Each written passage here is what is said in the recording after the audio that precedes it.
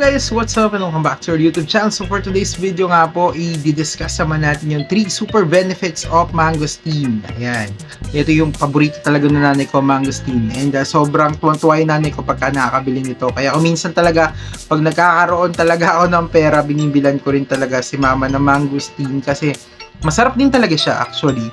Kaso nga lang hindi siya famous na kinakain ng mga Filipino. I don't think kasi yung mga napupuntahan ko iba mga kwan, hindi siya madalas kinakain. Pero bakit nga ba hindi natin siya madalas na kinakain? Meron siyang mga benepisyo sa atin.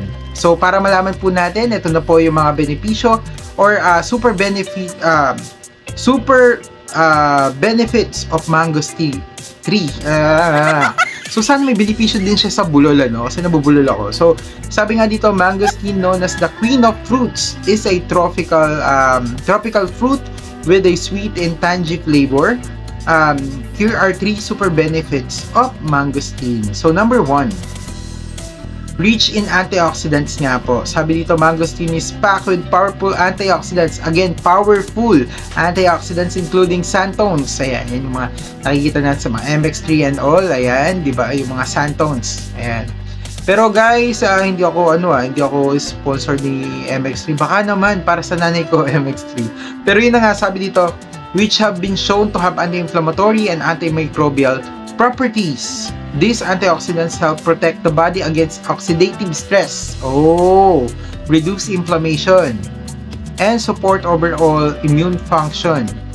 Regular consumption of mangosteen may help combat free radical damage and promote cellular health. Guys, ang ganda nun.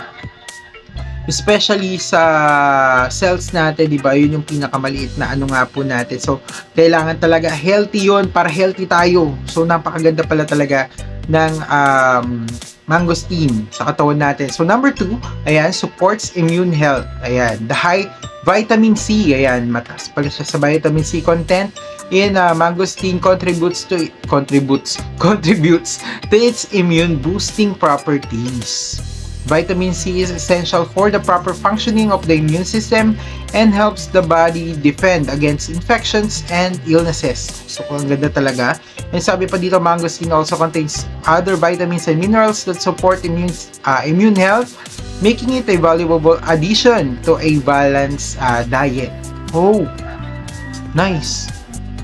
Nakatulong pala siya sa balanced diet natin, ano? So talaga palang dapat talagang kumakain ng mangosteen. So kung hindi pa nakakain ng mangosteen, kumain ka na dahil may benepisyo na to at masarap pa siya. So number 3, ayan, is yung potential anti-inflammatory effects nga daw. Sabi dito, some studies suggest that mangosteen may have anti-inflammatory effects due to its high level of antioxidants and other bioactive compounds. These anti-inflammatory properties may help reduce inflammation in the body, alleviate symptoms of inflammatory conditions, and promote overall well-being. Regular consumption of mangosteen may contribute to a healthy inflammatory response. Sabi pa nga dito, while mangosteen offers these potential health benefits, it is essential to consume it as part of balanced diet and consult with a healthcare provider before making significant changes to your diet or lifestyle. Kasi kung minsan meron tayong mga, alam mo yun, may mga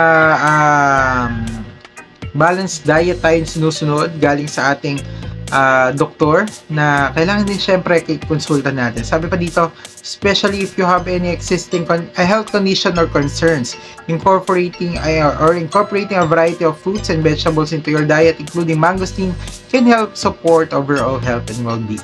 So yun nga po. So guys, sana nagustuhan nyo yung mga ganitong contents natin. Ayan, and maraming salamat sa lahat ng mga nanood na at mga nakasubscribe. Guys, mag-subscribe na kayo, mag-comment and mag-share nyo na to para naman malaman din po ng ibang mga tao yung health benefits nga po nitong mangosteen. So kung hindi pa kayo nakakain, kumain na kayo nun para matikman nyo naman yung mangosteen. Hindi lang yun sa may kape-kape. Actually, may mga kape naman na mangosteen, pwede din po sa inyo. Pero yun na nga, try nyo rin yung mismong prutas niya, no? Kasi ako, first time ko lang din nakatikim nung binilan ko nga po si mama ng mangosteen. Kasi alam ko talaga isa sa paborito talaga niya, yung mangosteen. Ayun, so yun lang guys. Maraming salamat. God bless. Ingat po kayo palagi. And again, kita-kita po ulit tayo sa another vlog na. Pero guys, may marami pang video dito. Panoorin nyo na rin po. Ayun yung mga product reviews ko. Ayun, panoorin nyo po. So yun lang. Maraming salamat. God bless. Ingat po kayo palagi. Thank you. Bye-bye.